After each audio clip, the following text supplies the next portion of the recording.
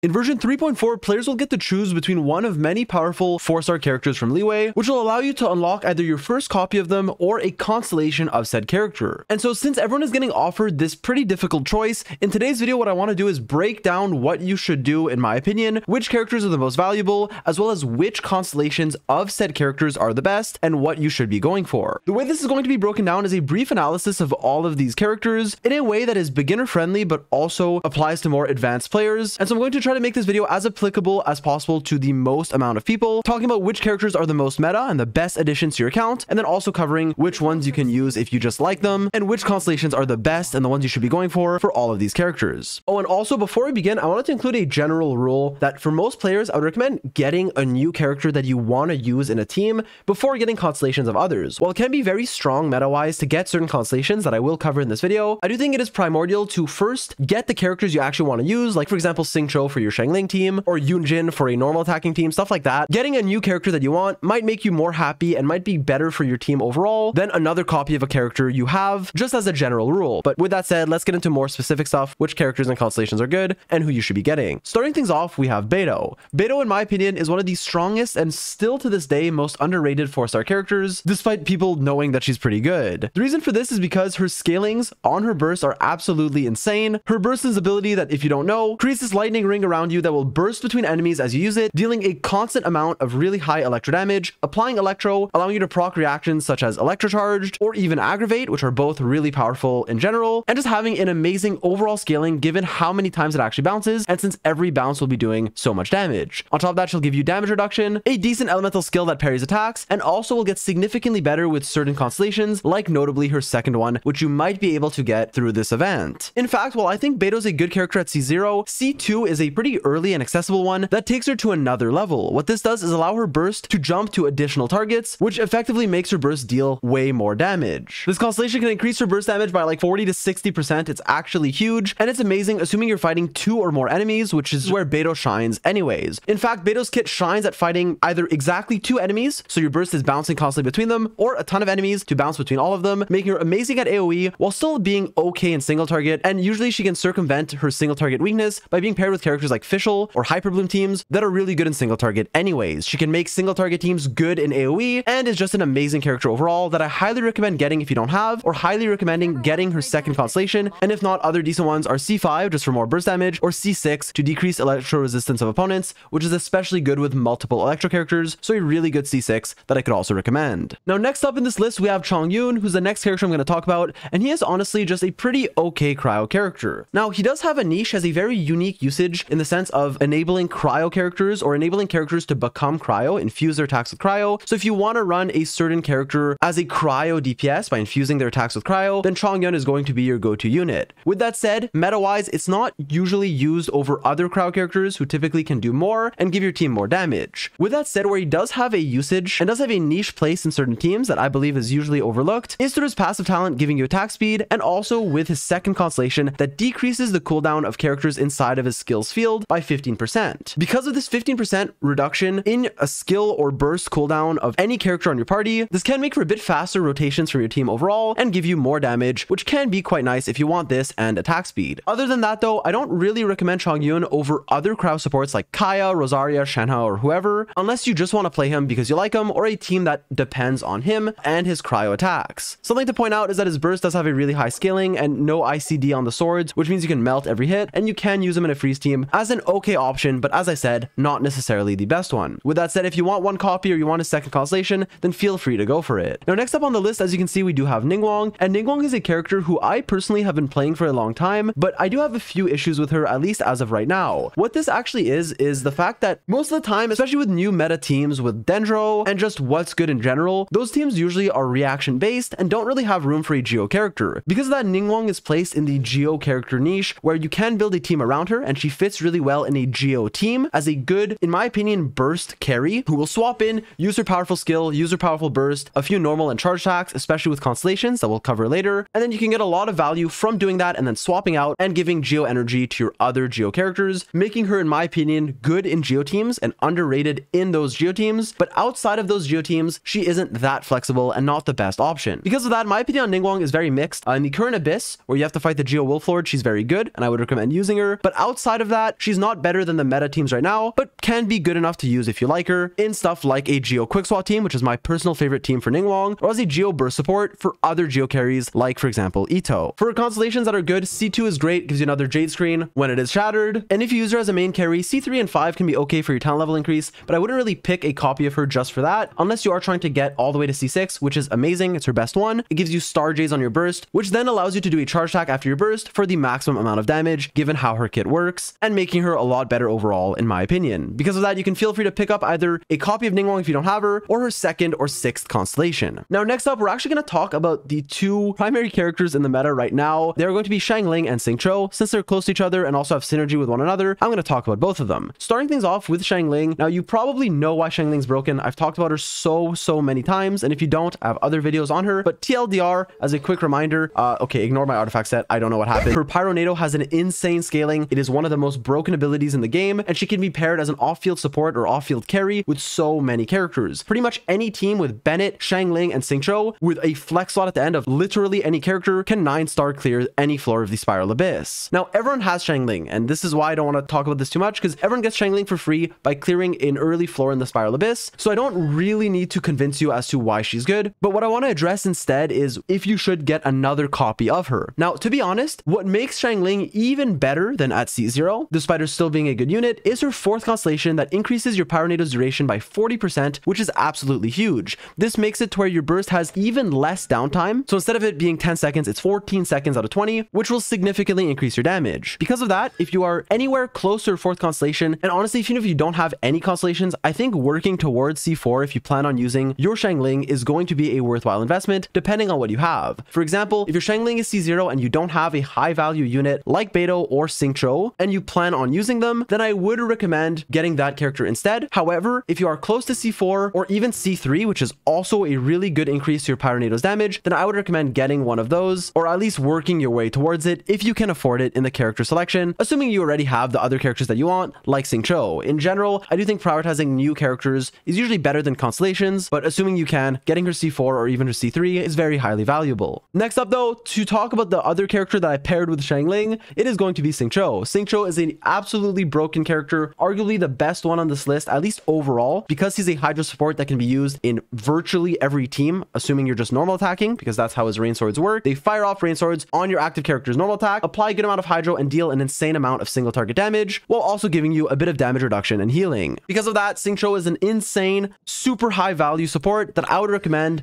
picking if you either don't have him or if you don't have him C6, because there is basically never a situation where Xingqiu is a wrong option, a wrong character to build, and most of his constellations are insane, his C6 being his best one, but other ones like his C2 and C3 are amazing, C4 is decent, and so is C3, and C1 is like pretty much the only bad one, but even that is okay because it gets you closer to C2, which is great. So at pretty much any point, I would recommend getting Xingqiu to either just have him or to get closer to his 6th constellation. Now, in the middle of Xiangling and Xingqiu, we saw Xinyan. As someone who has recently level 90'd her for a challenge on my stream, I wouldn't recommend doing so. Personally, I like her character design. I think she's cool, but unfortunately, Hoyoverse just didn't make her that good. She has a split scaling between her shield and her damage, and there's usually just better options at literally everything that she does. So I personally just don't recommend this character, despite obviously having her level 90. With that said, if you want to use her, feel free to get her and build her either as a shielder or as a physical carry. Personally, she is not a character that I would recommend getting, but if you want constellations to make her viable in certain teams, I will say that her 4th constellation, decreasing the physical resistance of opponents, can make her a viable option in, for example, a Eula team or another physical carry. Now, next up on this list, there is Yanfei, and Yanfei is a pretty staple, like 4-star pyro carry if you want a pyro carry on your account and you like her. Now, she's not going to be the most meta defining. She's not nearly as good as Xiangling meta-wise because of how good Xiangling's area of effect damage is, but she is honestly pretty decent to where you can definitely use her if you like her, and you can definitely fully clear the abyss with Yanfei. I've done it multiple times and it does work. Now, with that said, she does have another usage that makes her even more versatile, and that is her 4th constellation, where she can actually become a pyro shielder for your team, and this can be meta in teams like with Hu Tao, where you might want to be able to swirl pyro and buff your team's damage with an Anemo support like Sucrose or Kazuha. There are a few options out there, but not that many are great, and one of the options you can actually use is a C4 Yanfei as a very powerful, or very useful, I guess, support for your Hu Tao. And so in general, if you want to get Yanfei, you could just try to constellate her up as a carry. Like, I know C1 is very valuable to reduce how much stamina you're using, and if you want this more supportive meta playstyle for a Hu Tao team, or an option as a pyro shielder, then you can actually get her C4 or try to make your way to it, or try to work your way towards it, as it it can be very useful. Next up on the list, we have Yunjin. Yunjin is a pretty straightforward character in the sense that she has one job, which is basically be a Geo character for either Geo teams or for buffing your normal attacks, and that's her primary role. She's a character that will be giving you a significant amount of normal attack damage based on her defense, and also like the party members in your team. You can get a ton of normal attack damage, and this can be useful with normal attacking characters like notably Yoimiya, but you can also use it with other hyper carries that rely on their normal attacks if that's how you want to play that specific character. Because of that, Yunjin actually does have quite a few teams that might want to use her as a viable option as a flex support without ever being like a must use in a certain team. Because of that, I do quite like her. She can have some energy management issues, can be difficult to get her burst back on cooldown unless you run her with another Geo character, which people will sometimes do, but if not, you're gonna have to stack a ton of energy recharge and some Favonius weapons. Generally speaking though, I do like this character if you plan on playing a normal attacking character, whereas if not, she's not the most versatile. With that said, her second constellation can be a nice one to get as it will give you extra normal attack damage bonus, so this can definitely be something worth going for if you plan on using Yunjin as a support. Other than that, you can try to get her just to have the character if you want to use her, or go for C2, or the other constellations like C4 for more defense,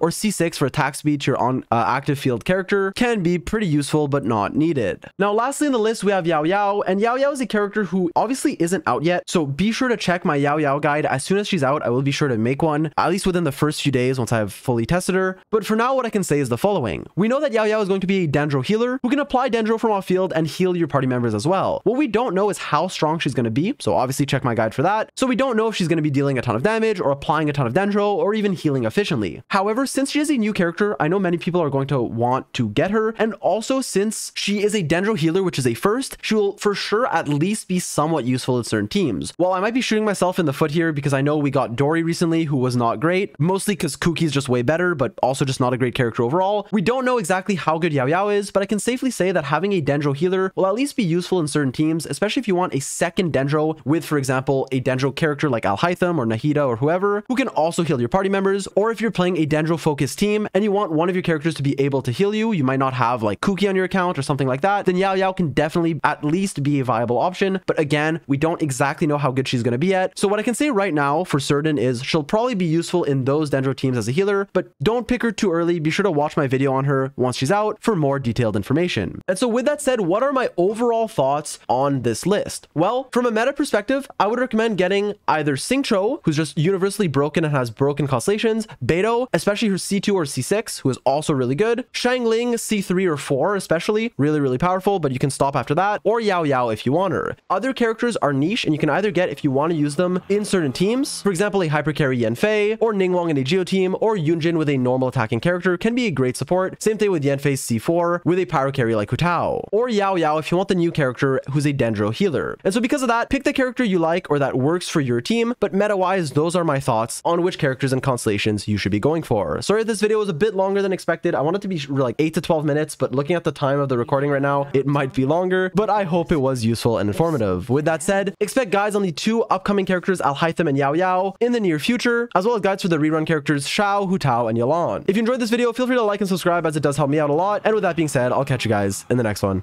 Peace.